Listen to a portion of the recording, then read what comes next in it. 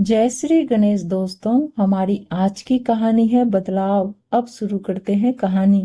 Shilpa drawing room में पोछा लगा रही थी। सास ससुर और दोनों बच्चे ड्राइंग रूम में ही थे। चाय लो गर्मा गर्म चाय, चाय लो गर्मा गर्म चाय, ऐसा कहते हुए हाथ में चाय का ट्रे लेकर प्रमोद, शिल्पा के पति, ने ड्राइंग रूम में प्रवेश किया। शिल्पा को अपनी आंखों पर विश्वास ही नहीं हुआ। इन्होंने और चाय बनाई? असंभव, क्योंकि शादी को 11 साल हो गए थे, लेकिन आज तक उसने प्रमोद को चाय बनाते नहीं देखा था। चाय बनाना तो दूर की बात, वो तो सोकर उठते थे तो कभी अपनी चादर भी तह करके नहीं रखते थे।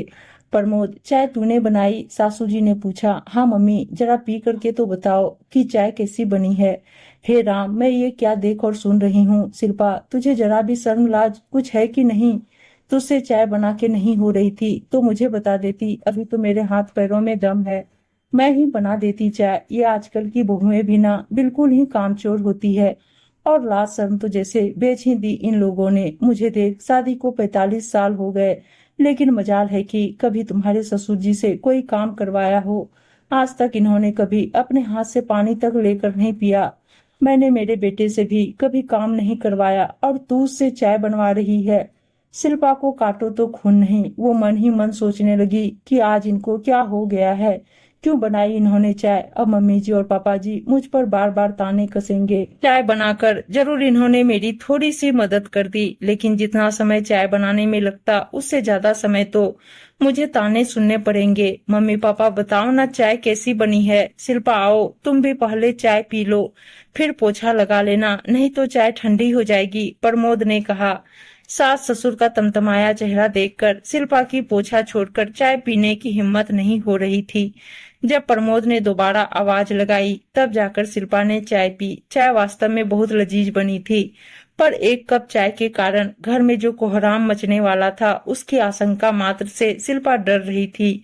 जब चाय के कप लेकर शिल्पा किचन में गई तो प्रमोद भी उसके पीछे पीछे किचन में गया।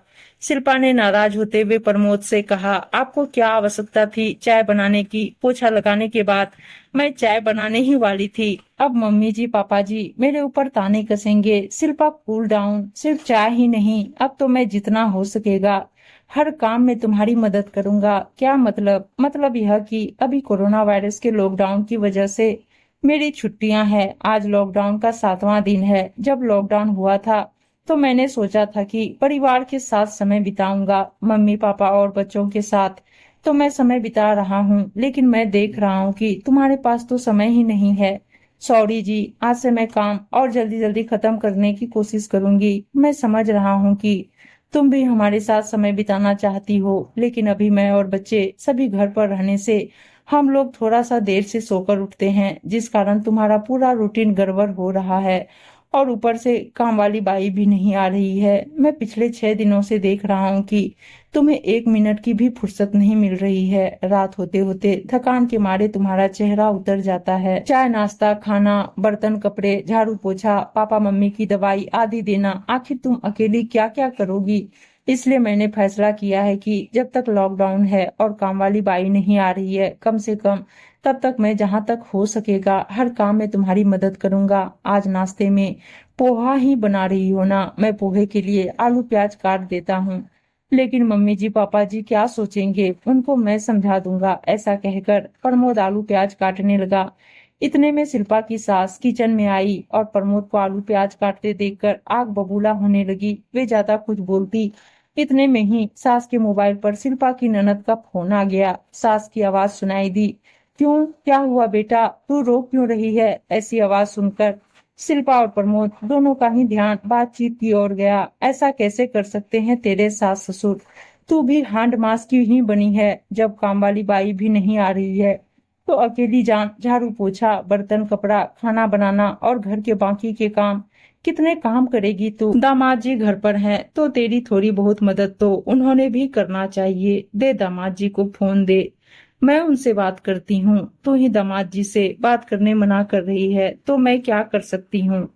तेरी सास की भी उम्र कोई ज्यादा थोड़ी ही है, वो भी मेरे बराबरी की 60 के लगभग ही होगी। वो भी तो थोड़ा बहुत काम कर ही सकती है। तेरी सास को थोड़ा सा समझना चाहिए। देख बेटा, धीरज रख, थोड़े दिन की ही बात है। लॉकडाउन खत्म होने पर काम वाली आ ही जाएगी।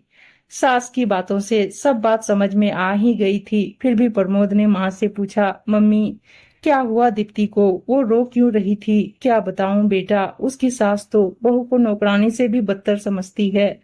अब काम वाली नहीं आ रही है तो अकेली जान कितना काम करेगी। इतना बोलते ही शायद सास को अपनी गलती का एहसास हो जाता है, इसलिए विषयांतर करते हुए वो प्रमोद से बोली, आलुओं में स्टार्च होता है, इसलिए उनको काटने के बाद पानी में डालना। शिल्पा, आज पोहे मैं बनाती हूँ। वैसे भी तेरे ससुर जी कह रहे थे कि आज उन्हें मेरे हाथ के बने पोहे खाना है। मम्मी में आया सुखद बदलाव देखकर प्रमोद शिल्पा की ओर देखकर मंद मंद मुस्कुराने लगा।